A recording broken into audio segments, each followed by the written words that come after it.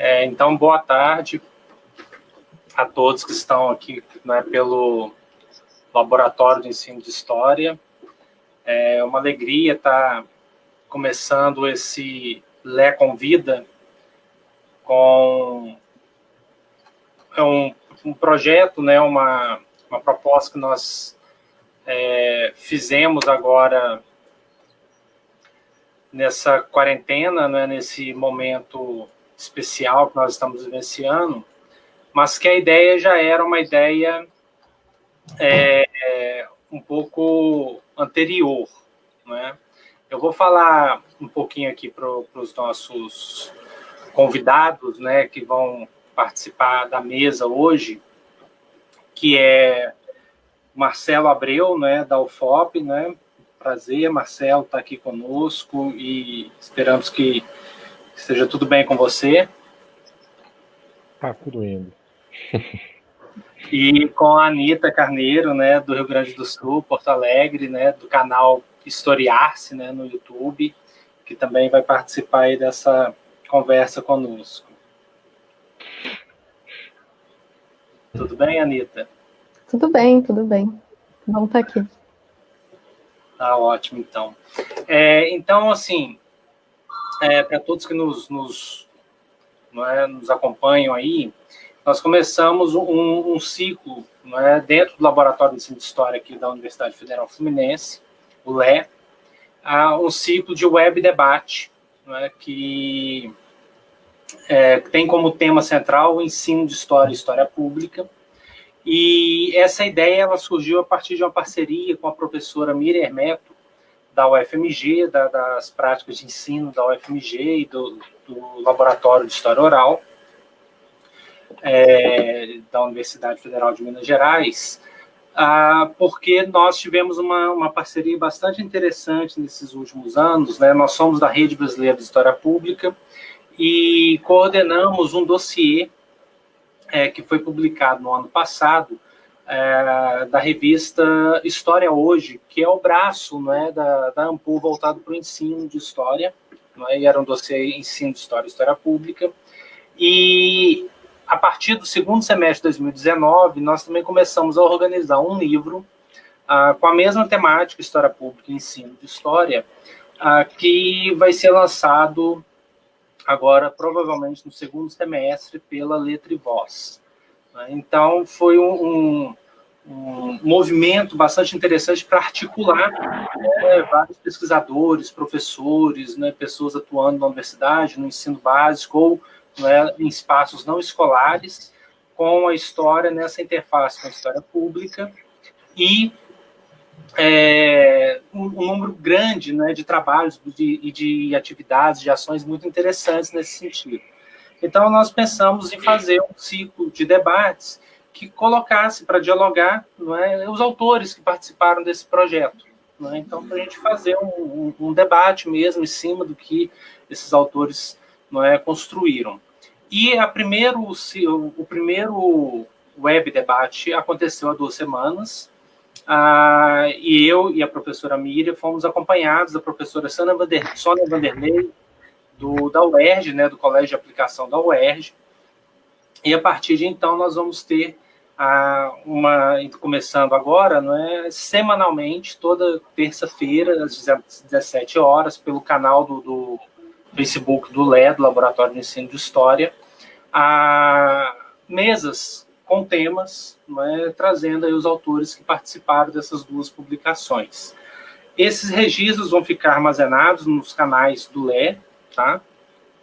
E o LE, não é, de onde eu falo, né, aqui na Faculdade de Educação da Universidade Federal Fluminense em Niterói, ele articula, não é, as disciplinas de pesquisa e prática de ensino de história, formado, né, por colegas muito queridos, né, a Patrícia Sá, Nívia Andrade, o Everardo Andrade, o Fernando Pena, muitas saudades de todos vocês, né, vê-los aí presencialmente, e outros parceiros da própria faculdade, né, do Instituto de História, os professores da rede pública, não é, e rede privada que são parceiros, né, acolhendo aí o pessoal do estágio, enfim. Então, não é? É um projeto que dialoga, não é, a partir da universidade, com a Rede Brasileira de História Pública, também com o pessoal do Prof. História, não é o Prof. História aqui da UF, mas é um programa nacional. Quero agradecer também aí o auxílio todo da Júlia, que tem nos auxiliado no projeto, na parte da logística, não é, dessa operação com as gravações, foi ex-monitora do LE. E só um lembrete que muitos estudantes hoje estão precisando, né, de certificados para horas das atividades. Essas atividades elas podem ser certificadas. Para isso, peço que façam as inscrições prévias, né, dos eventos na página do LE, porque dependendo da instituição que é a pessoa, não é, se é do Prof. História, se é da graduação, vai ser emitido o certificado, tá bom? Para isso tem que tem um link lá na divulgação. Então, para isso, acompanhe também aí a página do LE, a página do Laboratório de Ensino de História, para acompanhar aí as nossas publicações, atualizações e divulgação das próximas mesas, tá bom?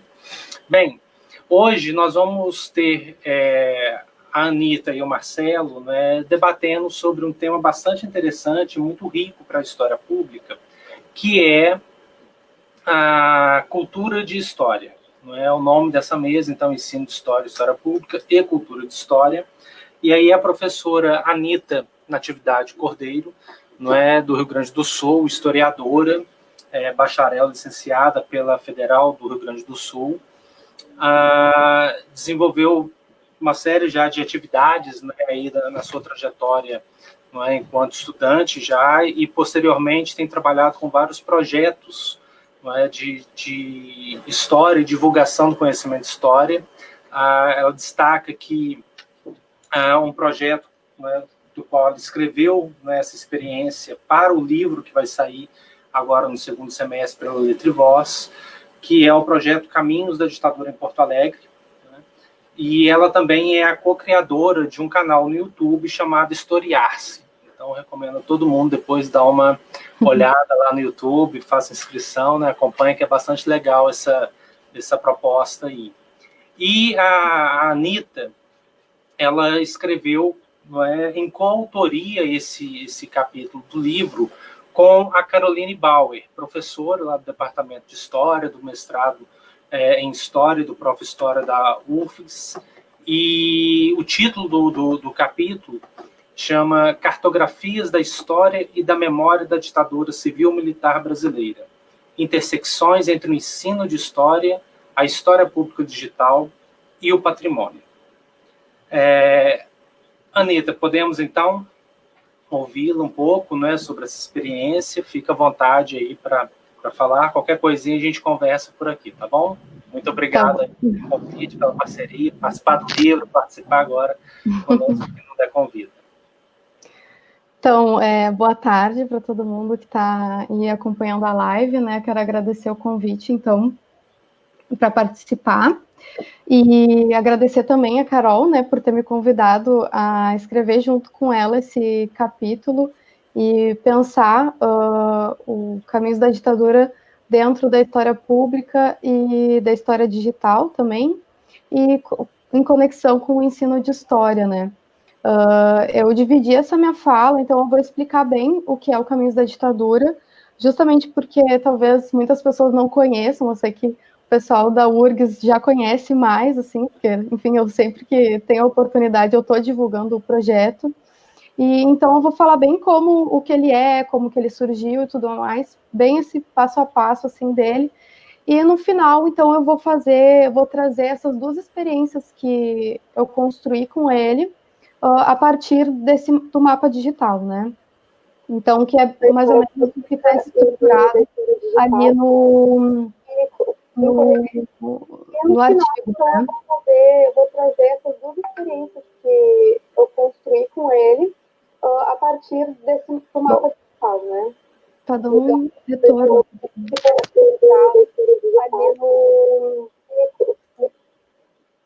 Tá.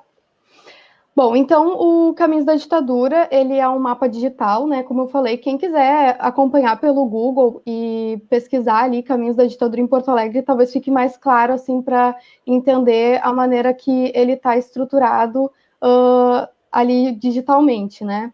Então, ele serve para demarcar locais na cidade, locais tanto de resistência quanto de repressão, né?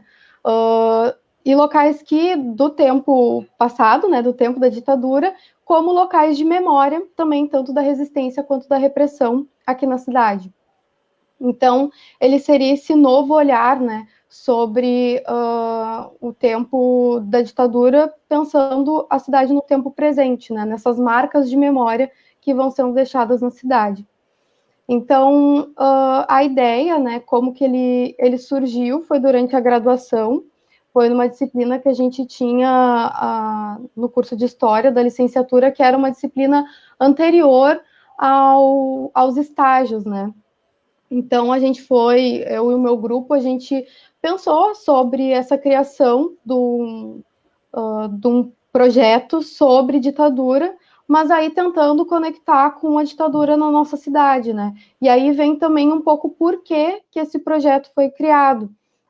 Porque normalmente a gente, principalmente pensando na minha experiência, assim, enquanto aluna do ensino fundamental e médio, o conteúdo de história para a gente, principalmente história do Brasil, né? Ele é muito dissociado do nosso espaço, né?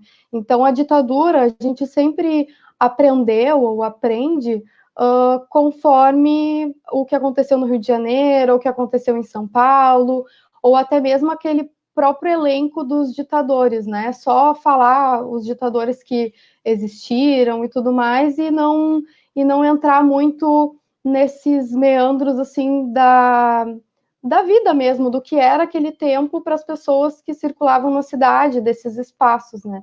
Então, ele surgiu durante essa disciplina e a partir, então, também da influência da professora Carmen Gil, que ensina educação patrimonial para a gente na graduação ali, ela me incentivou bastante a desenvolver mais o projeto. Eu apresentei no Salão de Ensino da URGS, e a partir disso, então, ele foi só crescendo com bolsa de iniciação científica, com bolsa de popularização à ciência, que foram fundamentais para que o projeto crescesse, né?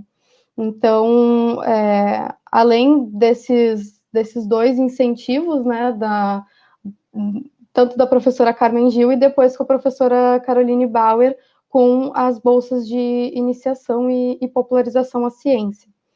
Então, além disso, né, durante a graduação, ele foi crescendo, né, ele existe desde 2016, o mapa, e aí ele foi tomando outras formas justamente para tentar conectar cada vez mais pessoas, né? Então, ele primeiro surgiu nesse formato de mapa digital, como vocês podem ver lá no site, e atualmente ele também tem uma página no Facebook e uma página no Instagram.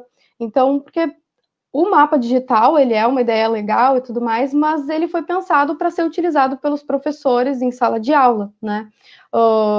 E não tanto assim no cotidiano das pessoas. E o Instagram e o Facebook estão no cotidiano das pessoas. Então, a ideia foi aproximar esse conteúdo dentro dessas duas redes sociais, né? Além disso, o mapa ele também teve uma extensão, né, durante essas bolsas de iniciação que eu falei, né? Ele cresceu também para o Cartografias da Memória, que aí está dentro de um projeto da professora Caroline Bauer, de mapear pontos no Rio Grande do Sul inteiro. Então, primeiro cresceu, né? Além de ser Porto Alegre, começou a ser mapeado dentro do Rio Grande do Sul. Também nesse mesmo intuito, né, de crescer conhecimento mesmo sobre a ditadura no nosso estado, que foi um dos estados com foi o estado com maior aparelho repressivo, né? E então de aproximar esse conteúdo das pessoas mesmo. Além disso, atualmente o mapa ele está dentro de uma rede de trajetos de memória. É uma rede que foi criada no passado com outros historiadores que trabalham com esse tema da memória da cidade, né? Então, tem outro projeto aqui em Porto Alegre que também é bem legal, que é o Caminhos Operários, que é desenvolvido pelo Frederico. E, enfim, também tem Facebook, tudo mais, dá para conferir lá. E também é um projeto que trabalha com essa questão da memória e do patrimônio, né?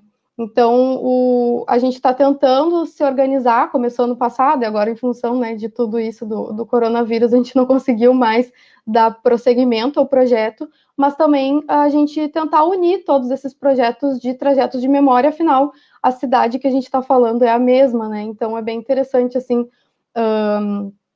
de ver essas conexões, né, quando a gente está falando da ditadura, e aí fala sobre a questão operária, a questão LGBT, que nem a gente trabalhou em outro projeto, que é o Pedal pela Memória, que a gente também desenvolveu pelo Lupa.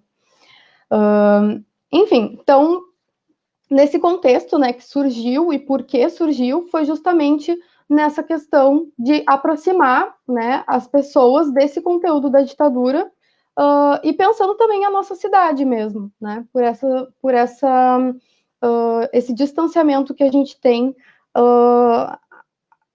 atualmente desse conteúdo, ou até mesmo o apagamento que quer se fazer desse tipo de conteúdo, né. E criar, então, esse espaço em que os professores também possam utilizar essa ferramenta, né. Então, não pensar só no âmbito acadêmico ali, né, é um projeto que tenta reunir vários outros, né. Eu brinco, assim, que é meio que um sacrilégio, assim, porque eu nunca pisei no arquivo para, de fato, fazer esse projeto, né. Ele é um projeto que ele reúne trabalhos de pessoas que trabalham academicamente com a ditadura. Então, ele tem esse fortalecimento da pesquisa dentro da academia, né, que é muito importante hoje. Então, os pontos ali que a gente vai selecionando e colocando dentro do mapa, eles não estão só, como é que eu posso dizer, eles não estão presos naquela ideia de que as pessoas, tu tá tirando da tua cabeça, ou tá inventando, né, porque hoje em dia a gente tem que mostrar de onde a gente está tirando, senão as pessoas já vêm com esses negacionismos, né, e tudo mais. Mas, enfim, então o mapa, com essa experiência digital, né, de produção do conhecimento, ele passou por duas experiências de aplicação dele no mundo real, né. Então, foi passar um projeto que existia apenas no digital para práticas reais, né? Então, a primeira experiência foi uma oficina que foi realizada em 3 encontros numa escola aqui em Porto Alegre, que é uma escola que se localiza numa região central, e foi justamente uma escola escolhida porque ela tinha vários pontos ligados à ditadura próximo dela. E aí, nessa escola, então, junto com um colega da graduação que fez comigo o estágio, Pedro Gediel, a gente propôs essa oficina. Um dos pontos centrais era visitar, então, locais ligados à ditadura próximo daquela escola, né? Então, na oficina, a gente primeiro trabalhou a questão do patrimônio e desenvolveu uma atividade sobre os lugares de memória da ditadura. Então, também é muito importante que a gente não chegue, né, quando a gente quer trabalhar com esse assunto, assim, chegar, vamos fazer um passeio e falar sobre ditadura, né, passeio, e falar sobre ditadura. Não, tem que ter uma preparação antes e depois, né, isso foi bem trabalhado com essa turma. No final dessa primeira sessão, então, os educandos que estavam participando, eles receberam um roteiro para realizar uma entrevista em casa com um familiar, para trabalhar um pouco dessa questão da história oral, né, do que eles ouvem em casa sobre a ditadura. No segundo encontro, a gente trabalhou, então, com o percurso em si, a gente selecionou pontos que eram ligados à ditadura, então, próximos daquela escola, né, e no final a gente realizou um debate sobre esses locais escolhidos, né, próximos à escola, e eles produziram cartazes, então, tentando refletir um pouco sobre esse percurso, né. Já no terceiro encontro e no último encontro, a gente decidiu trabalhar com um documentário que na verdade é um curta, né, que é o Arquivos da Cidade, que é um documentário produzido com relatos de memória de pessoas presas políticas, né, na ditadura militar aqui no Rio Grande do Sul, especialmente Porto Alegre, né. E a gente trabalhou com esse documentário e a gente também teve um convidado que viveu a sua adolescência durante a ditadura. E aí, nesse momento que a gente trabalhou com as memórias, a gente também trabalhou com aquele primeiro levantamento que a gente fez com eles das entrevistas, né, de história oral. Então, foi muito interessante também esse momento, porque depois de todo o trabalho de sensibilização sobre o que era patrimônio, sobre os locais da ditadura na cidade, a gente pôde ver também o que os familiares deles tinham de ideia sobre a ditadura. E aí também foi interessante ver isso, assim, como acontecia essa diferenciação, né, de uns familiares falarem, bom, a ditadura foi muito legal, foi ótima, eu não vi nenhum problema, né, e outros falando, não, eu vi acontecer isso, né, então foi bem legal de ter esse momento que às vezes a gente só falando dentro da sala de aula não adianta, né, mas eles verem isso acontecer foi bem interessante. Então, essa foi uma experiência de utilizar o mapa dentro do espaço escolar, mas não necessariamente utilizando a internet, né? Porque a gente sabe que muitas escolas no Brasil inteiro não têm esse acesso, ou têm um acesso precarizado, né, na internet, dentro da escola, né? A gente está vendo muito isso também com a questão toda do EAD e tudo mais.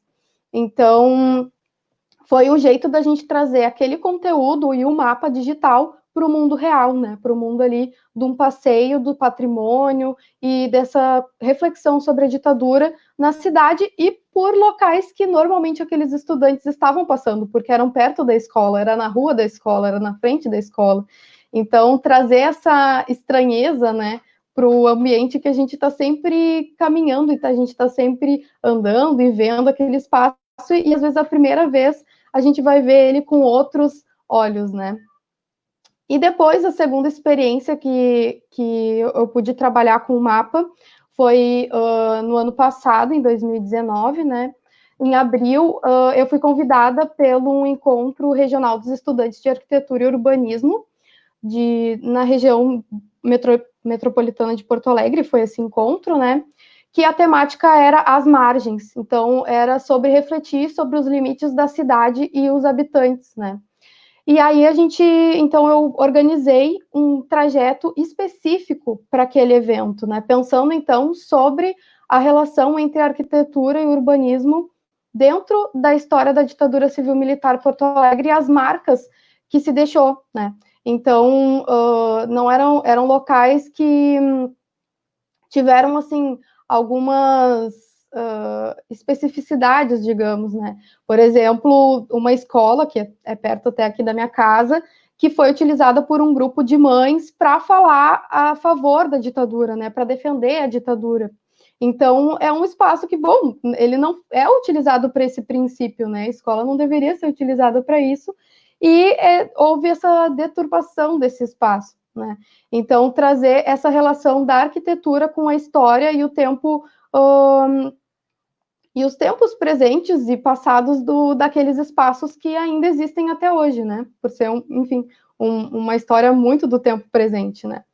Então, esse passeio, ele foi de 30 a 40 pessoas que participaram, e foi focado, então, a pensar sobre essas questões da arquitetura e da história, né?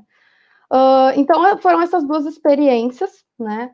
E eu acho que, para mim, assim, me marcou muito essa segunda experiência, porque ela traz justamente o trabalho do historiador, e aí pensando bem a história pública, né?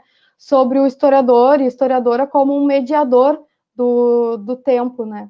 E porque muitas pessoas que estavam ali, e uma das participantes chegou a falar mesmo isso, que, bom, eu passo aqui todos os dias e eu não sabia que esse espaço, ele tinha acontecido esse tipo de coisa aqui, né? E são espaços, às vezes, de resistência, né? E, às vezes, de repressão. E aí, como que a gente vai lidar com aquilo, né? Então, foi bem importante, assim, para mim foi muito marcante, porque esse trabalho, ele está dentro de uma inserção política, né? Ele está dentro de pensar sobre essa memória, sobre essa história da ditadura, num tempo que hoje muitas pessoas dizem que a ditadura foi legal, que a ditadura teve coisas muito boas, né?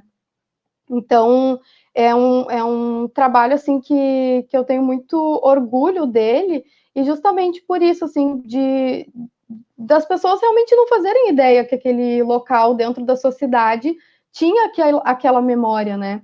Um dos locais da primeira experiência foi o Dopinha, que foi o primeiro centro clandestino de tortura no Brasil, e ele é super perto ali daquela escola, né? E hoje em dia, esse espaço, depois de... Já aconteceram tentativas de tornar esse espaço um centro de memória, mas hoje em dia ele é uma casa familiar, assim, tem gente que mora lá, né?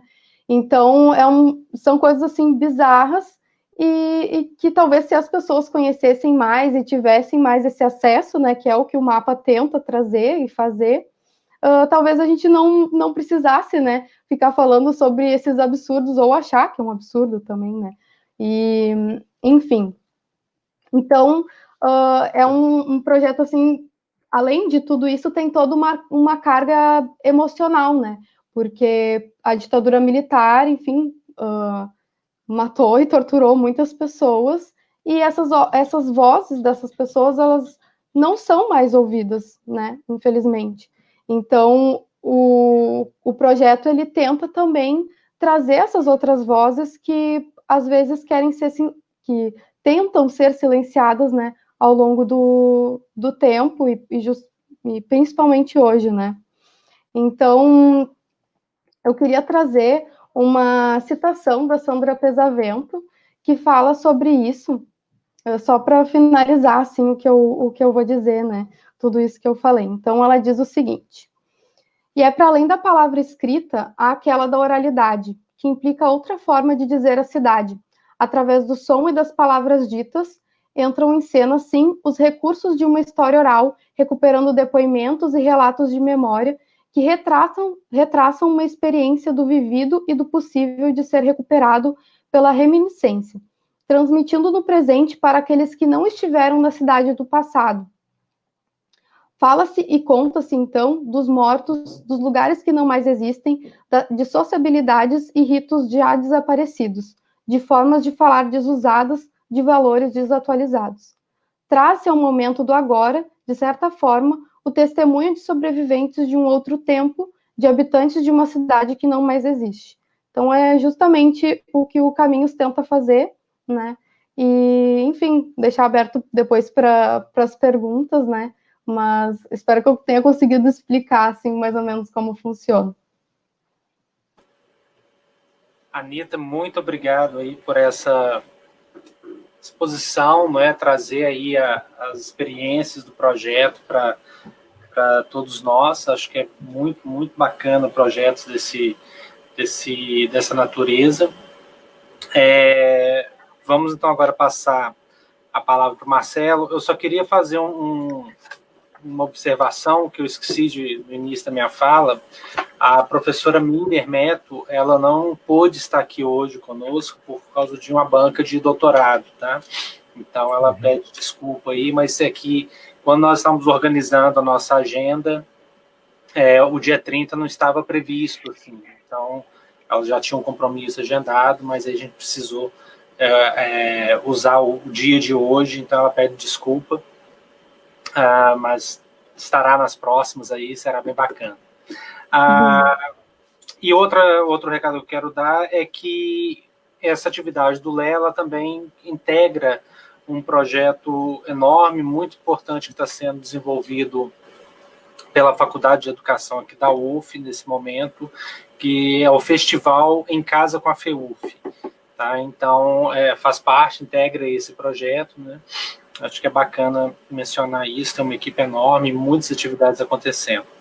Bem, para a gente passar para o Marcelo, não é? Eu quero só comentar rapidamente. O Marcelo Abreu, ele é professor na UFOP, não é? No Instituto de Ciências Humanas e Sociais, no Departamento de História.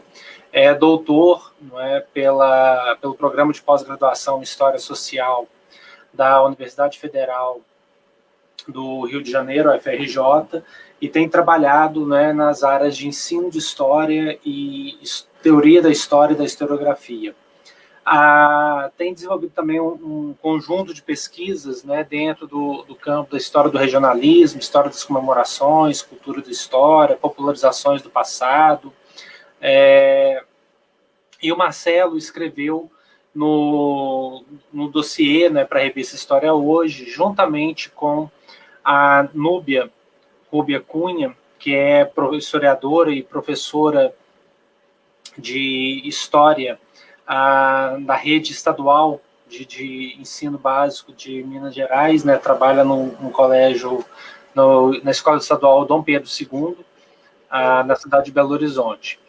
Então, o Marcelo e a Nara, né, eles escreveram um artigo, que é um artigo muito, muito bacana também, recomendo a todos a leitura, que se chama Cultura de História, História Pública e Ensino de História, a investigação e formação de professores de História. Professor Marcelo, muito obrigado aí pela parceria, pela oportunidade de ouvi-lo também, tá? Então, fique à vontade para expor.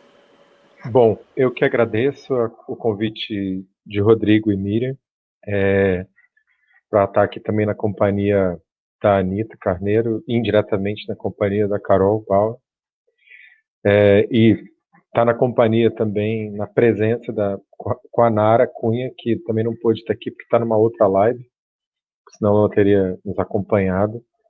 E a Nara agora também, ela desde o final do ano passado, professora na Federal de Uberlândia, também na área de ensino de história, né? Então, e é uma alegria também estar participando de uma atividade do Laboratório de Ensino de História, porque eu estudei na UF, né?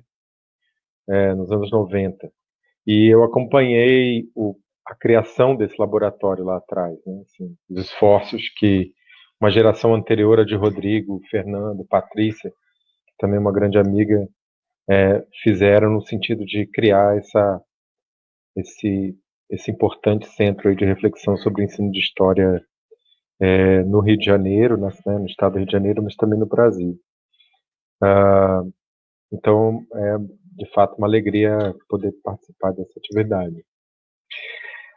Eu queria falar um pouco vou falar um pouco do artigo, naturalmente, assim, do que nos motivou exatamente para que ele saísse, né? Mais do que tentar resumir todos os argumentos, porque tentar tratar um pouco das motivações que nos levaram a ele, né? Antes, porém, eu queria aproveitar a oportunidade para lembrar que muitos de nós, pelo menos da minha geração, tivemos experiências assim, no que hoje se chama história pública, né?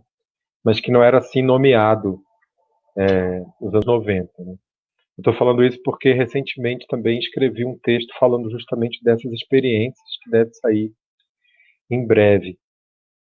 Então, na tentativa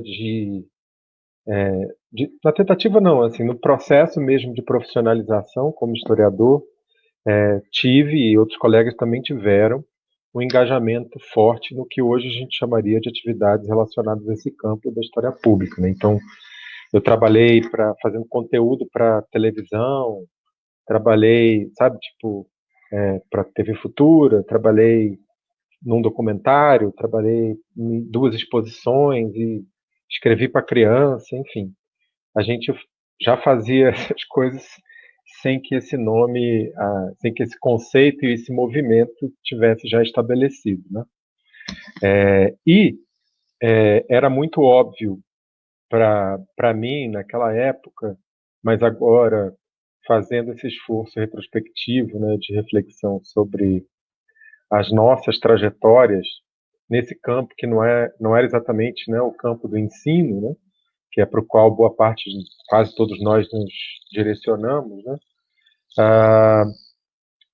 o quanto a nossa formação acadêmica ela contribuía não é? Mas ela não tinha essa direção muito clara, né?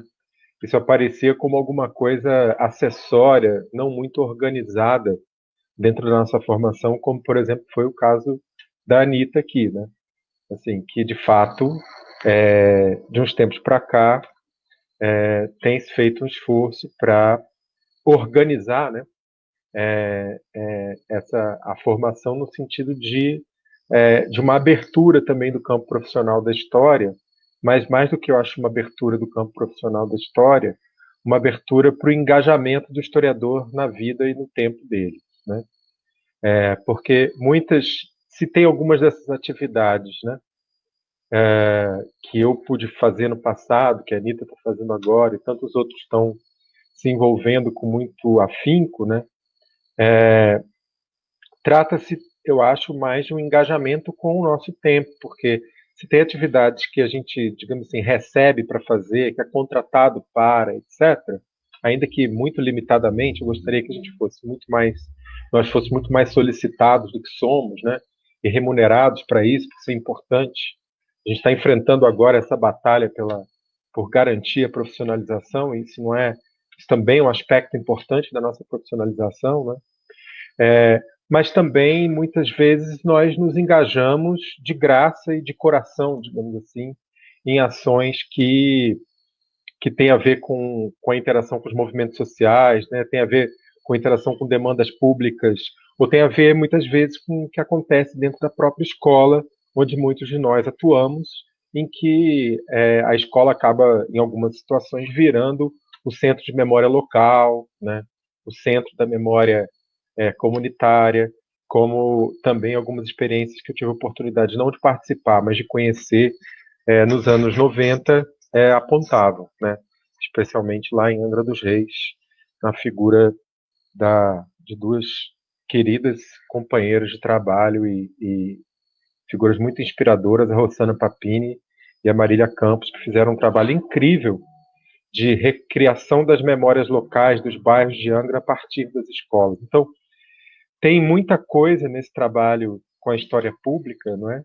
Que atravessa nossa identificação com outros campos da existência, como a política e a profissionalização, naturalmente, mas, sobretudo, com esse engajamento, né, na verdade, do historiador na esfera pública. Pois bem, dito isso, eu volto ao artigo e essa parceria com a Nara, né? Eu e Nara tivemos a oportunidade de trabalhar por 2 anos. Ela, na época, era professora substituta no departamento, né, pela segunda vez, ela já tinha sido uma outra vez, na área de ensino de história, no nosso setor, e simultaneamente, era professora do Dom Pedro II, que é essa escola aqui em Ouro Preto, uma das escolas mais importantes, assim, da cidade, né, e da região. Pois bem, além disso, a Nara vinha de terminar um doutorado na Unicamp, no qual ela ela se engajou especificamente no pensamento, assim, no pensar os museus, né, e a própria cidade como um espaço de educação histórica, né, de aprendizado histórico. E nessa experiência de formação dela na Unicamp, ela também teve a oportunidade de se relacionar com o chamado Grupo de Terça, que é um grupo de professores da escola básica que se reúne na Unicamp, na Faculdade de Educação, especificamente, né, para partilhar suas experiências. E nesse contexto do Grupo de Terça, um dos professores começou a escrever pequenos relatos da sua experiência, a qual ele deu o nome de pipoca pedagógica, no sentido de que alguma coisa que pipoca, uma ideia que pipoca na sua cabeça, né? Então, assim, esse nome bastante prosaico, a gente até fala um pouco disso lá no artigo, não é? Que muita gente aqui na UFOP às vezes brinca com a gente, falei assim, mas o nome tem a ver com essa ideia que surge e com a capacidade de conceituação divertida que pode acontecer desde o ambiente da escola, né? E isso se tornou um método para nossas atividades na área de estágio, né? Pedir que os alunos registrassem, que eles registrem, eles fazem esse registro. Bom, agora a gente está parado em função da pandemia, mas que façam esses registros curtos e cotidianos, né? Registros mais concisos e registros cuja finalidade é mais descritiva, né? Do que propriamente analítica. E assim, os alunos e nós vamos colecionando pequenas narrativas que são partilhadas em sala de aula, né? A partir das quais a reflexão em torno de determinados temas vai se estabelecendo. Então, é como que é óbvio que a gente tem um plano de curso, né? A gente sabe o que a gente vai falar, tem uma bibliografia, tem isso tudo, mas, de alguma maneira, os alunos, de fato, os estudantes, de fato, colaboram na construção da disciplina na medida em que essas vozes, né, esses pequenos registros vão sendo incorporados ao que a gente vai discutindo. E alguns desses registros diziam respeito à maneira como a história entra na vida das pessoas, né? A maneira como a história ou um gosto pelo passado vai se estabelecendo, né? A partir de algum lampejo, de alguma experiência forte, que acontece na escola ou fora da escola, né? De alguma experiência de intensidade, assim, interpelativa, né? Com os objetos históricos, né? Com os objetos do passado. E então nós pedimos, uma das primeiras coisas que a gente pede, né, para os alunos é fazer esse tipo de registro. Pois bem, então já temos há uns 3 anos e meio, mais ou menos, uma quantidade grande desses registros produzidos, né? Tipo, deve ser algo como umas 150 ou pouco mais, 180 dessas pequenas narrativas que tratam do relacionamento dos estudantes, né, com a cultura de história, né? Ou seja, com o âmbito em que a história é apresentada, representada às pessoas fora dos ambientes disciplinares, né? Ou, quando muito, atravessadas pelos ambientes interdisciplinares, né? Mas, basicamente, é como as pessoas se relacionam com a história através de uma coisa que se tornou super frequente, que são, para essa geração mais nova, são os games, por exemplo, né?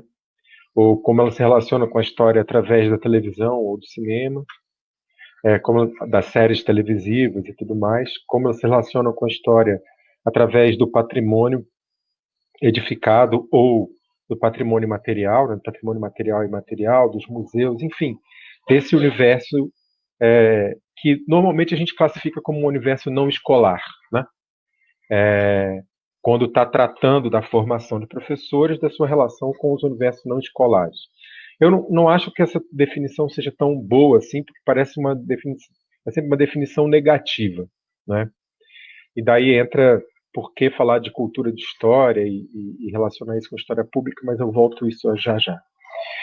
Então, nós acumulávamos essas narrativas que tratam do relacionamento com a cultura de história, mas tratam também das memórias que os alunos têm das suas vivências como estudantes na escola básica, isso também entra, né? E uma das coisas que chamou muito nossa atenção nessa coleção já constituída, né, de pequenas narrativas é que tem algumas frequências muito evidentes, muito marcantes de certos relacionamentos que passam prioritariamente pelas mídias, né, e passam também pelo universo do patrimônio, né? Eu acho que eu não estou vendo mais vocês aqui no... sim. Pois bem, aí tem essa frequência. E uma das coisas que a gente também percebia bom, óbvio que nós também, ao estimularmos esse tipo de anamnese, nós também fazemos nosso exercício de rememoração, né, desses relacionamentos, e óbvio que a gente vai também se lembrando que constitui também minha relação com a história a partir do cinema, a partir da literatura, a partir do patrimônio e tudo mais. mas tem alguma coisa que obviamente mudou, que tem a ver com as transformações mesmo dos meios, né, de comunicação e tudo mais. Pois bem, nesse esforço, uma coisa que parecia algo não pouco pensada, né, mas que carecia de que nós caminhássemos para sistematizar melhor, como transformar esse momento de rememoração desse relacionamento com o passado através, né, da cultura de história mais ampla, em objetos de reflexão forte dentro do processo de formação. Então, o artigo já desde o princípio tem essa preocupação, nasceu dessa preocupação de sistematizar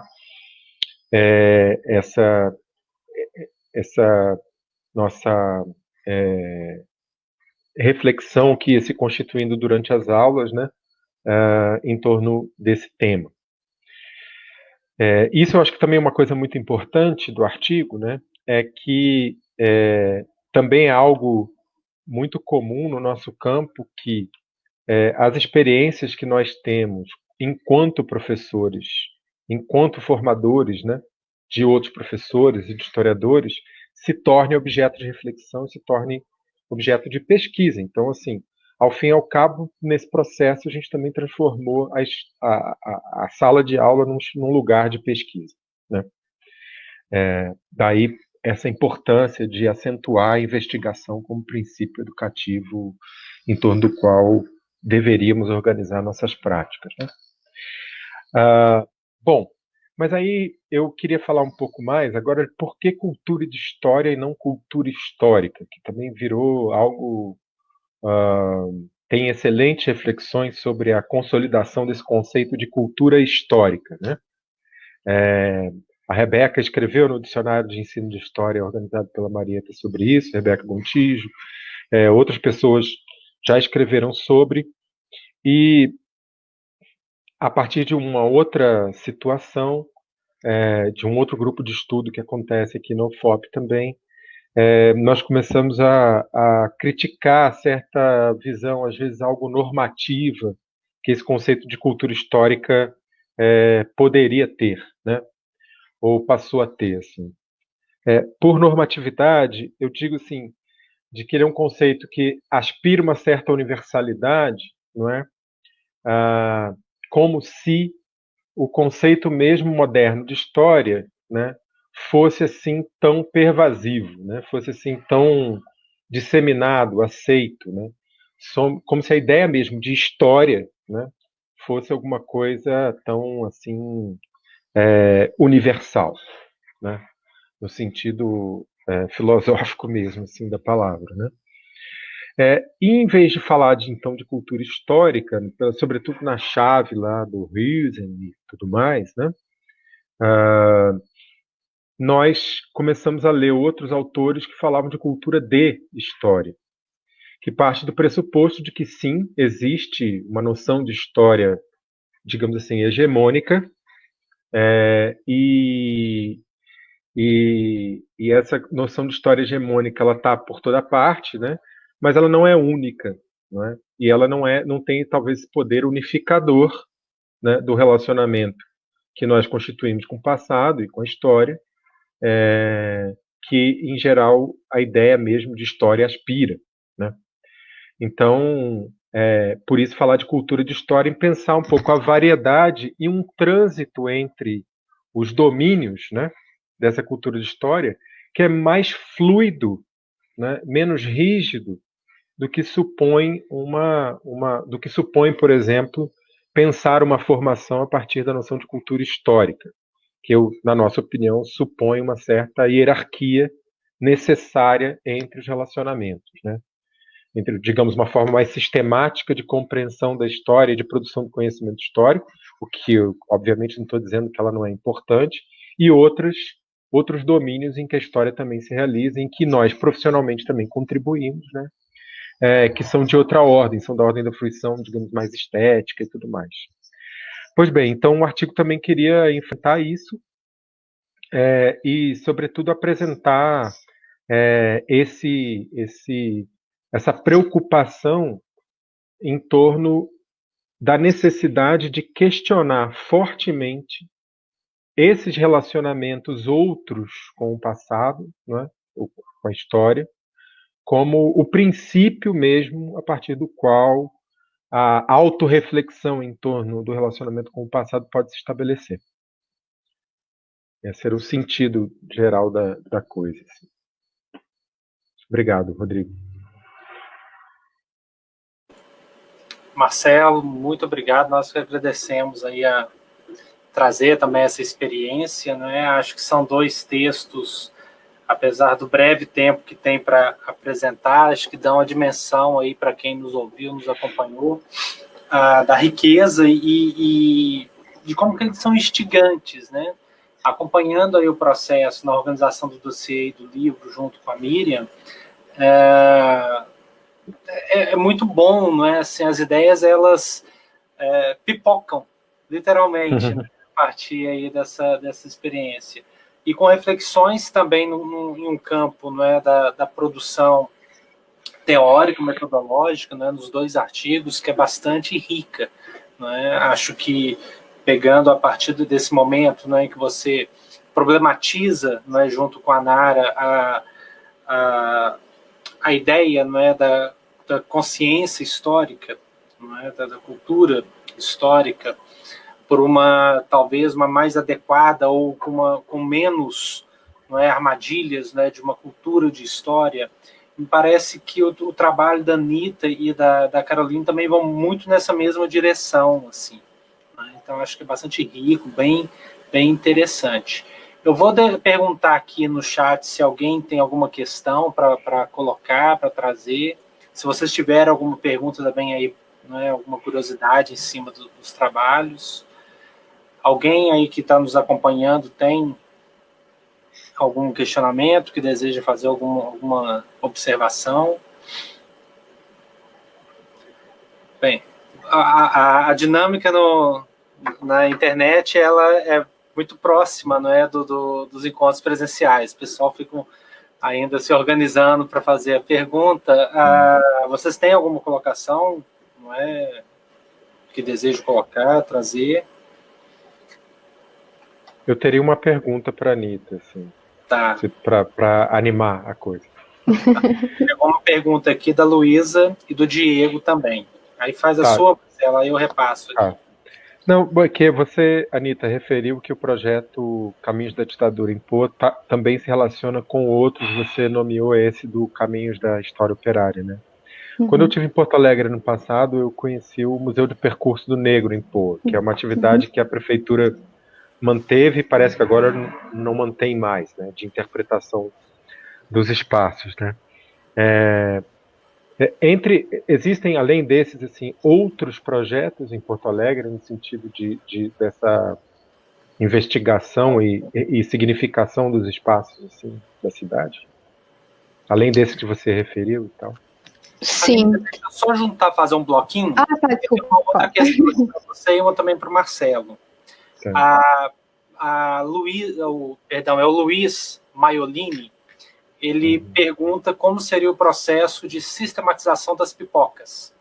A critério de classificação seria nos termos de patrimônio, mídias e tradição familiar. Está até aí na tela, aparece agora com destaque. E o Diego Souza, um abraço, Diego. Diego está aqui concluindo aí o Prof. História. Pediu para perguntar para a Anita, não é, como você vê, enquanto professora do ensino básico, essa relação que vem se estabelecendo entre ensino de história e história pública aqui no Brasil. Se você considera que tenha ocorrido uma real colaboração de mão dupla, não hierarquizada. Acho que vocês podem trabalhar essas questões e a gente abre uma nova rodada. Obrigado, pessoal, pelas questões. Não sei, posso começar? Sim. Do Trajetos de Memória, né, além do Caminhos da Ditadura e o Caminhos Operários, a gente tem o Museu das Ilhas também, que é gerenciado pela Terezinha, que trabalha, então, com as ilhas aqui do arquipélago das ilhas de Porto Alegre, né? E a gente tem também a parceria com o pessoal, não é exatamente do percurso do negro, né? Existiam 2 projetos paralelos, digamos, né? Então tem esse o de Porto Alegre, né? Que era pela prefeitura e tal, que tinha o ônibus financiado pela Carris e tudo mais. Mas tem o outro projeto que daí é organizado, que também tem um dos organizadores, que é o professor Marcos Vinícius, que agora é professor da URGS, né? Além disso, a gente tem o projeto que é do Lupa, que é o Pedal pela Memória, que eu também citei, que já ocorreram 2 edições. Uma foi com a memória e a história LGBT na cidade de Porto Alegre, e outro sobre democracia na cidade de Porto Alegre. E aí esse seria um trajeto de memória, né, pedal de bicicleta. Então a gente tem esses projetos dentro da rede, e também tem o projeto do Wagner, que daí é de um outro bairro aqui de Porto Alegre, que é um pouco mais distante, e também ele tem esse projeto lá de uma memória do bairro daí, né? Então tem mais esse outro projeto lá no Facebook, na página, né? Acho que tá Rede de Trajeto de Memória, tem o direitinho todos os projetos e tal. Trajetos da Memória, desculpa. E então são mais ou menos esses os projetos, né? Seria o Territórios Negros, né? Aquele que eu não mencionei o nome. Seriam esses 2, além do Museu de Percurso. E então são esses os projetos que estão vinculados, né? A gente ainda não conseguiu fazer nenhum trajeto conectando todos eles, né? Mas a ideia que a gente lançou até ali na página no Facebook tem tipo uma carta assim de lançamento do projeto, né? Então a gente coloca algumas coisas ali também da defesa do patrimônio e tudo mais, né? De projetos para também chamar o poder público a se manifestar sobre isso, né? Porque não adianta só a gente estar aqui fazendo esse levantamento, fazendo o nosso trabalho enquanto historiadores, mas também não ter essa conexão com o poder público de poder, enfim, colocar, sei lá, placas ou coisas para realmente que as pessoas estão passando ali saibam, né, do que está acontecendo, né? E não ter só os nossos projetos da gente fazer os passeios ali, os trajetos dentro da nossa conexão, mas sim pensando também o poder público, né? Depois, eu não peguei direito a pergunta que foi colocada ali. Diego, né?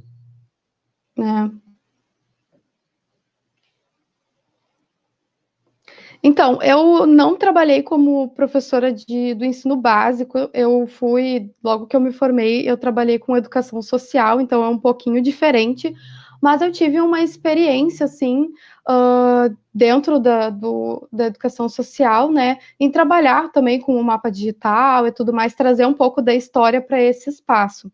E aí eu acho que, assim, é muito difícil, realmente, para nós historiadores, e eu sempre estou tentando, assim, né, fazer isso, mas eu acho que é bem difícil a gente não hierarquizar as coisas, porque a gente quer valorizar o nosso trabalho, a gente sabe que o nosso trabalho tem que ser valorizado, mas é um pouco difícil, às vezes a gente fica nessa dicotomia sempre, né, e não tentar achar um meio termo.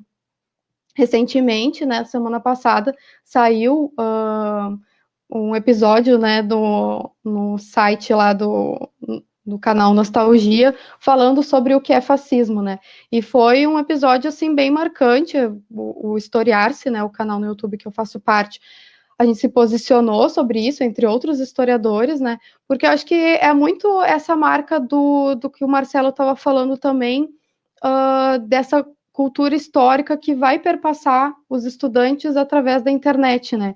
Então, acho que foi um movimento bem importante, assim, dos historiadores, da gente se posicionar, e aí eu acredito que muitos a gente não se colocou, assim, numa posição de, tipo, nós somos os verdadeiros donos da história, só a gente pode falar de história, mas sim como mediadores e apontar aqueles erros que foram colocados nos vídeos, né? E então eu acho que é difícil a gente não hierarquizar, mas assim, dentro, por exemplo, do projeto do Caminhos da Ditadura, a gente tem um formulário no Google para as pessoas participarem também e lançarem locais que elas acreditam que sejam ligados à ditadura.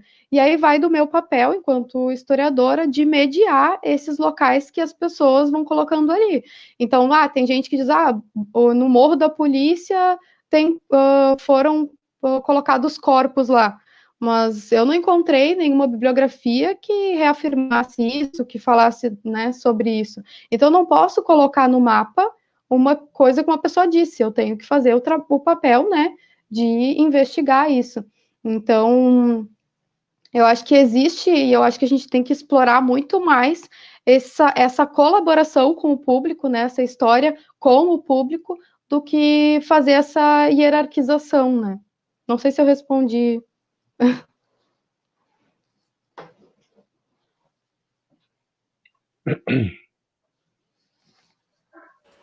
Marcelo, você quer que recupere a sua questão? Sim, eu não acho que eu peguei, sim, como é que é o processo de classificação mesmo, né, dessas pipocas, das narrativas. Critérios, isso. O Luiz, eu acho que ele sabe como é que é, porque ele foi nosso aluno. Então. Mas foi bom ele ter perguntado para saber como é que, para ter oportunidade de explicar como é feito, né? Os alunos recebem, a gente manda para eles um formulário, Google Docs, né? Com um tema, às vezes tem tema, às vezes é uma observação já do que está sendo experimentado dentro de sala de aula durante o processo regular, assim, do estágio, né? E eles nos enviam dizendo também se permitem que nós usemos ou não a narrativa em sala de aula e ou para pesquisa, né? E o que a gente faz é que a gente recebe, dependendo do tamanho das turmas, são 4 turmas de estágio, então simultaneamente acontecendo, né? Estágio 1, 2 e 3, 1, 2, 3 e 4. 3 e 4 as turmas são um pouco menores, mas a gente tem uma média, assim, digamos, de 60, 70 alunos respondentes a cada rodada dessa, né?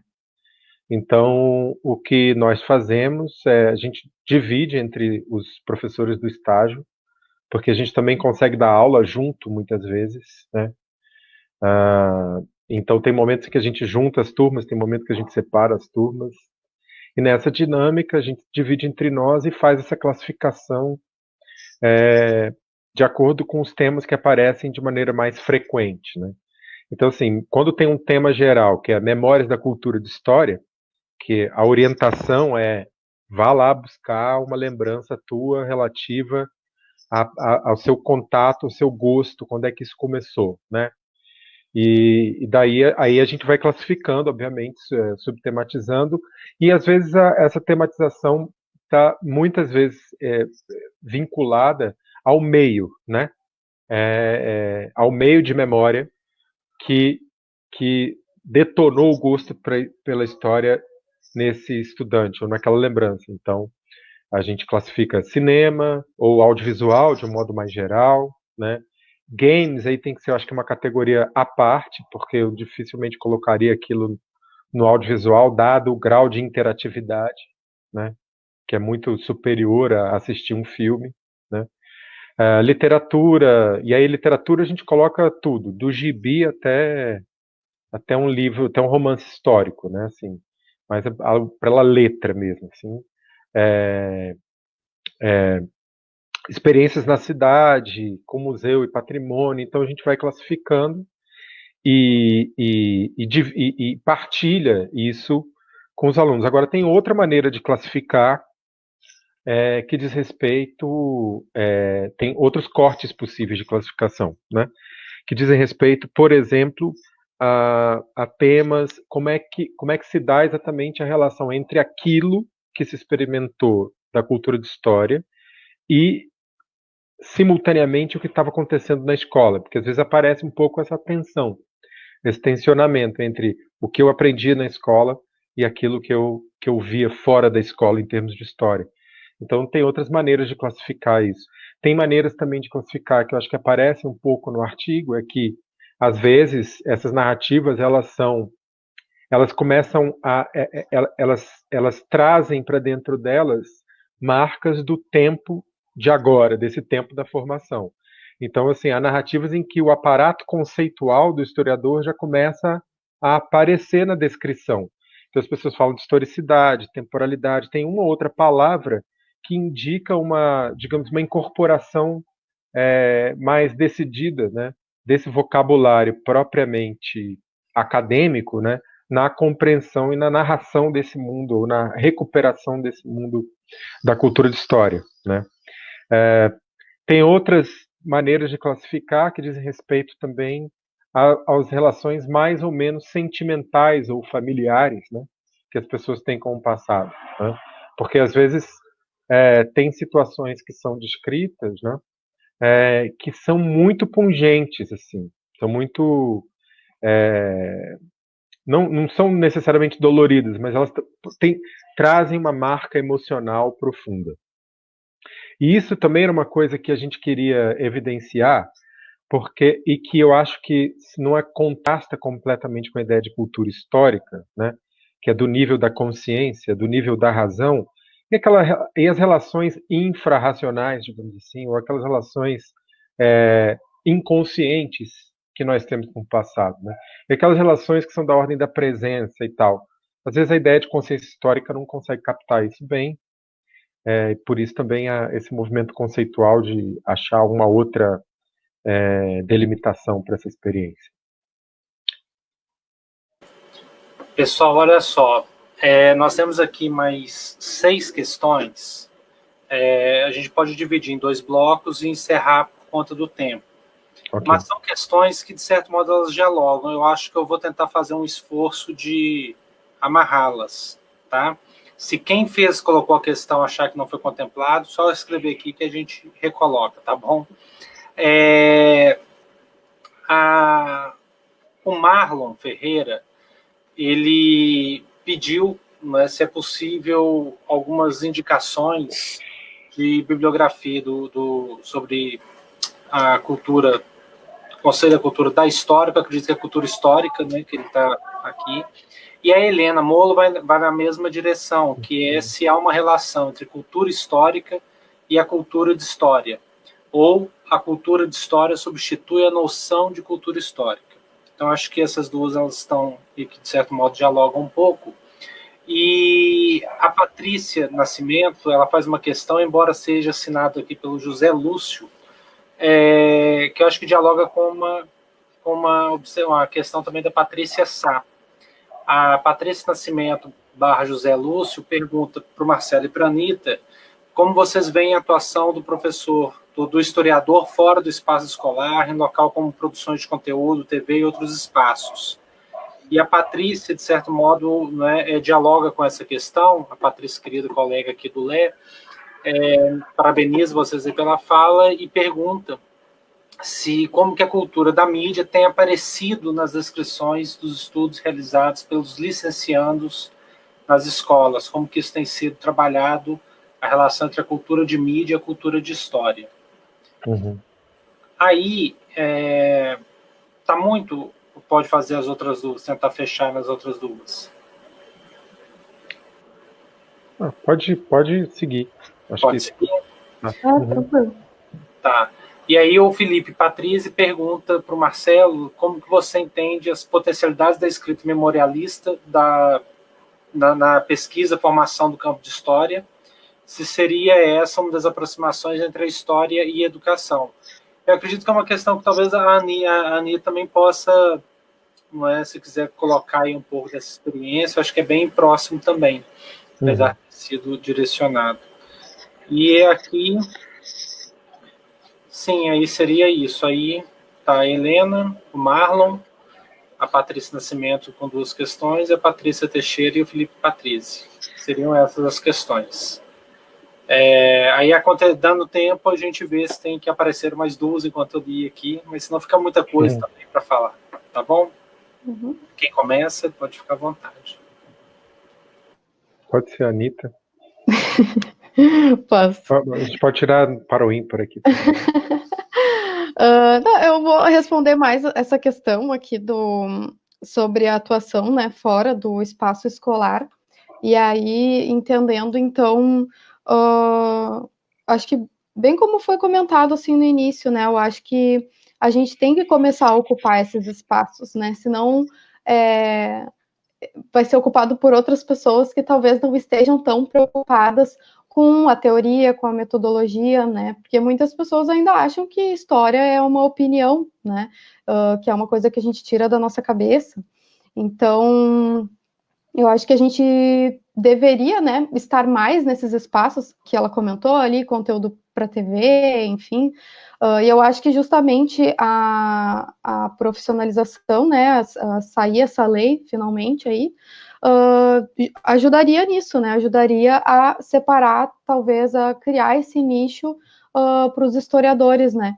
E perceber também que o nosso papel, eu acho que e aí eu acho que vai de uma reinvenção mesmo, né, cada, de cada pessoa, pessoal mesmo, de pensar, né, eu acho que assim, agora eu me formei há pouquíssimo tempo, né, então, para mim, foi um tempo de realmente pensar aonde que eu queria atuar, né, onde eu queria estar, porque para mim estar só no espaço escolar é uma opção, mas tenho muitas outras opções, né? Como estar no YouTube, fazer o projeto do Caminhos da Ditadura, entre outros projetos, né? Então, eu acho que a gente tem que cada vez mais se apropriando também desses outros espaços para, enfim, trazer conteúdo de qualidade, né, para as pessoas. Então, para mim, eu acho que essa atuação ela tem que ser cada vez mais tem que ser progressiva, né, digamos. Então, acho que é muito assim essa maneira que eu vejo, né?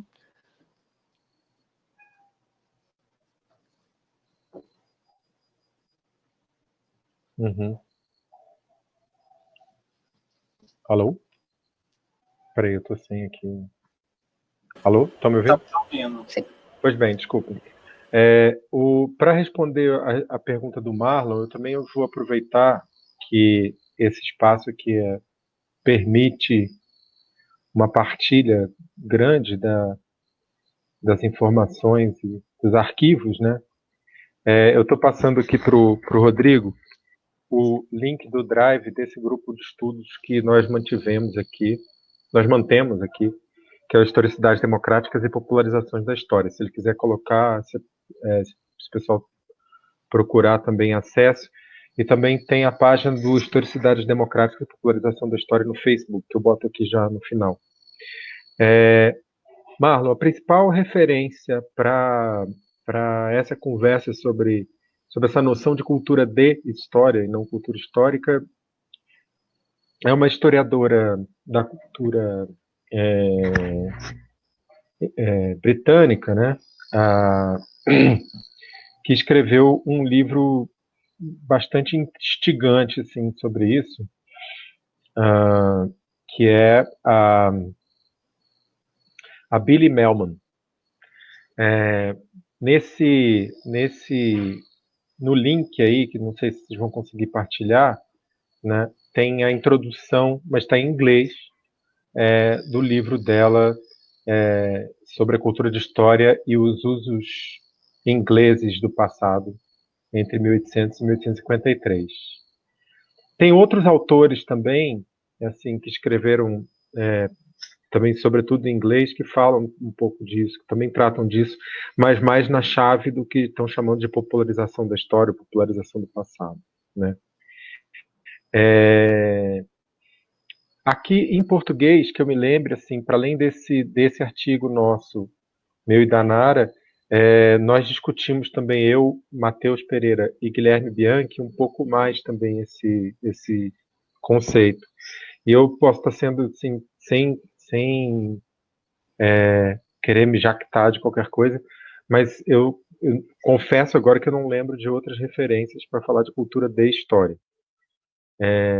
Pode haver, eu estou perdido nisso, mas enfim. Respondendo a Helena, minha querida amiga e colega, em algum sentido, a cultura histórica, como um relacionamento específico, historicamente demarcado, racionalmente ordenado, integraria a cultura de história, né? A diferença principal é que a cultura de história, essa noção mesmo de cultura de história, supõe essencialmente a circularidade entre âmbitos de produção da história, né, de produção do passado, digamos assim, né? Um âmbito que pode estar associado à cultura, não é uma, que se usa muito mais, as culturas de elite, né, ou a alta cultura, né, e o outro mais vinculado à cultura popular. Ou aquilo que é feito, eu prefiro dizer assim, em bases disciplinares, e isso a gente sabe bem, tem uma história que tem uma data para começar, digamos assim, né, para ganhar força ali no século XIX e tudo mais, né? E aquela que não é feita em bases disciplinares, mas que existe entre um campo e outro uma circulação. Porque, por vezes, o gosto pelo passado, o gosto pela história se estabelece de fora, digamos assim, desses espaços disciplinares. Eles acabam se tornando uma condição para que o próprio espaço disciplinar e a cultura de história produzida por uma disciplina se estabeleça, né? Enfim, então, nessa circularidade, essas dimensões mais racionais, controladas, que a ideia de consciência histórica abraça como algo mais acabado, digamos assim, do relacionamento com o passado, né, estaria dentro do chamado cultura de história.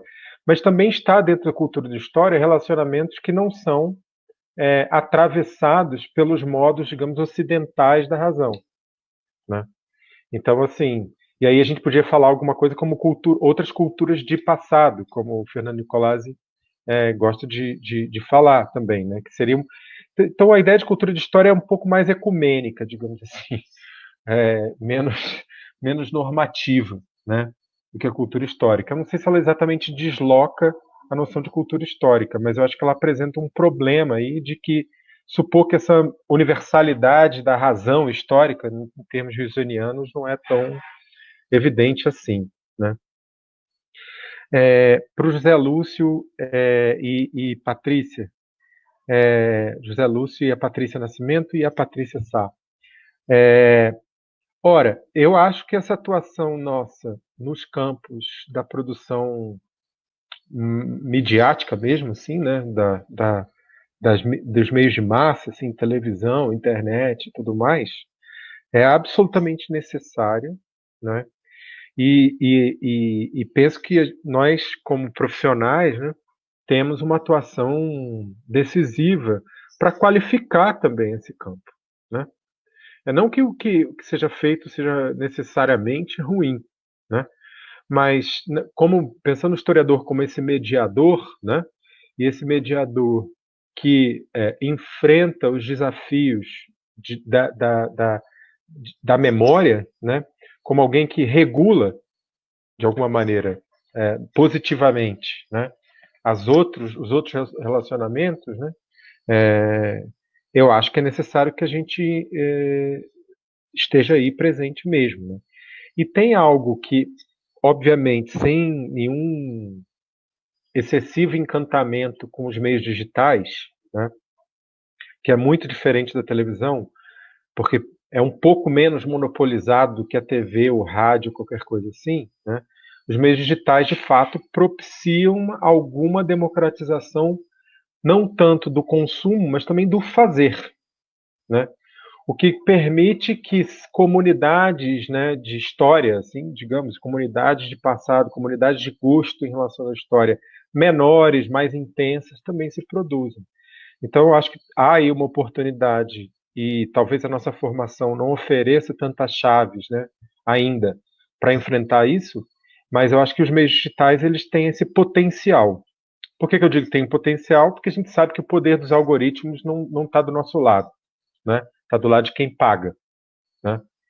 O Lupa mesmo agora está sofrendo um ataque cibernético aí, né? Que tem a ver justamente com isso, né? E existem iniciativas contra as quais, né, vários nossos colegas se posicionaram como Brasil Paralelo e tal, que tem muito dinheiro envolvido e, obviamente, tem como pagar espaço. Então, é óbvio que isso também é uma indústria, né? O que eu quero dizer é que é uma indústria em que, digamos assim, a guerrilha é mais fácil de fazer do que era fazer na época do predomínio da TV. Então, eu acho que um desafio, Patrícia, Patrícia Sá, né, minha querida amiga e colega, é que a gente precisa aprender, de fato, a fazer isso de maneira cada vez mais profissional, né? E aí, se nós somos certamente muito capazes de pensar criticamente esses domínios, né? Seja da cultura digital, seja da cultura do mass media mais tradicional, como TV, cinema, etc., né? E isso os historiadores já provaram que são, né? A gente tem uma dificuldade ainda, eu acho, grande de ultrapassar o texto, ultrapassar a palavra sustentada na escritura e produzir algo que transcenda isso, né? E que possa ser então consumida e apreciada por um público mais amplo. Até porque assim é impossível, estou convencido disso, pensar esses objetos sem praticá-los. Não tem como, né? Assim como era impossível pensar historicamente sem escrever história, né? É impossível hoje pensar historicamente sem fazer história no mundo digital, sem fazer história nos espaços extraescolares, né? Sem fazer história com a interrogação ativa do patrimônio organizado, como o pessoal do Lupa está fazendo, por exemplo, né? E, por fim, essa coisa da escrita memorialística, eu acho que é fundamental exercer isso, né? Nem todo mundo mantém diário. Eu nunca mantive diário na minha vida, assim. Tem uns escritos meio mais epistolares, assim. A carta era o meu diário, no final das contas. Carta que eu trocava com os amigos, assim, com o e-mail ainda mantém algo assim, mas eu não era uma pessoa que mantinha um diário, né, como outros colegas mantinham, né. Mas esse movimento assim de estimular a escrita da memória, né, ou de memória na formação do historiador, eu acho que é fundamental. Por uma questão básica mesmo, você aprender a usar as formas tantas que existem do passado na língua portuguesa, né? Assim, se a gente pensar a modulação do passado, significa saber como escrevê-lo, né? Então, assim, acho que esse estímulo é alguma coisa importante. E, às vezes, é alguma coisa mais comum do que a gente imagina, né? Mais comum no sentido, assim, mais pedestre, né? Mais comezinha, mais corriqueira, porque muita gente escreve as suas lembranças, né? Talvez mais do que a gente imagine. Então é alguma coisa que eu acho que é necessário estimular realmente. Tem um potencial grande para reflexão. Bem, muitíssimo obrigado, acho que pela exposição inicial, né, e por esse debate que vocês trazem, agradecer aí as questões. Nós estamos já com 1h24 minutos, né, de ação aqui. Então, acho que precisamos encerrar, finalizar. Quero muito, muito mesmo agradecer a participação de vocês. Acho que é uma parceria muito bacana. O Lé agradece muito a todos que nos acompanharam aí também durante esse finalzinho de tarde, tá? Anitta, muito obrigado. Acho esse trabalho muito legal mesmo, uma experiência muito bacana. Acho que quando o livro sair vai gerar muitas inspirações de trabalhos, porque dialoga com linguagens com as quais nós, professores, das licenciaturas, não estamos acostumados ainda ao imperativo muito forte em relação ao conteúdo, e ao tratamento desse conteúdo, acaba secundarizado. É uma preocupação que o Marcelo e a Nara trouxeram no artigo deles, no dossiê da História Hoje. Preciso também preocupar na formação do professor, para lidar com isso. Acho que quando o Marcelo coloca, não dá para pensar hoje a história no século XXI sem lidar com essas outras possibilidades para além do registro exclusivamente escrito, no papel. Não é? Acho que o Marcos Napolitano tem um artigo de 95 em que ele já chamava muita atenção para isso, que se chama História Depois do Papel. E não é acabar com a importância da escrita, não é isso. Não é realmente trabalhar com outras formas também de leitura. Né? Nós lemos imagens, nós lemos a cidade, e me parece que os diálogos são muito promissores, não é? E entre os textos, né, que vocês apresentaram, assim como com outros textos. Né? Essa mesa poderia acontecer com outros tantos autores, por exemplo, o Fernando Nicolazzi, né, estará aqui conosco em uma data aí agora em julho, a Marta Rovai.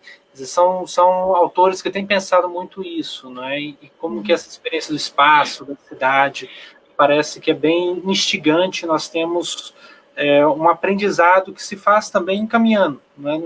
Nunca existiu receita, né, para ser um professor, para trabalhar questões da história, ser um historiador, seja na sala de aula ou nos espaços não escolares. Mas a troca de experiência, não é, o acúmulo dessas experiências nos fortalece, não é, para pensar e explorar, não é, e ousar mais também, né?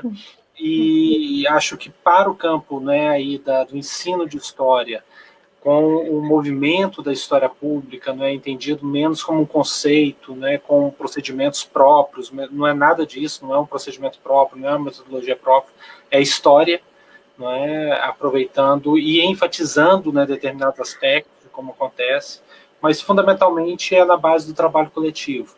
E acredito que a própria experiência trocada, né, universidade, a história no espaço não escolar, a universidade, o ensino básico, na elaboração dos 2 artigos de vocês, é bem emblemático disso. Gosto muito dessa problematização do conceito de cultura histórica, né, que o Marcelo traz para o Cultura de História, e me parece que a história pública tem muito a ganhar nesse debate. Acho que é uma área de muitas discussões aí para frente. Muitíssimo obrigado. Tá? Eu que agradeço. Uma outra questão? Também. Ponto. Prazer. Achei ótimo. Prazer também. Foi ótimo. Que bom. Então, vamos finalizando, só lembrando para todos que nos acompanharam e também para divulgar aí a página e esse Lé Convida, né, esse ciclo de debates, que nós vamos até agosto, né, nós temos uma programação até agosto. Em breve vamos divulgar a programação completa, mas toda semana divulgaremos a programação da semana, e na próxima semana nós temos a temática, né, ensino de história e história pública, com educação antirracista, e participarão as professoras Marta Abreu, da UF, a Keila Grimberg, da Unirio, a Maria Renilda e o Samuel Oliveira, ambos do Cefet aqui do Rio de Janeiro. Então ficam todos convidados, né, divulguem aí nas suas redes e sigamos em paz, né, na busca de dias melhores. Obrigadão, gente. Até logo. Até mais. Tchau. Obrigada.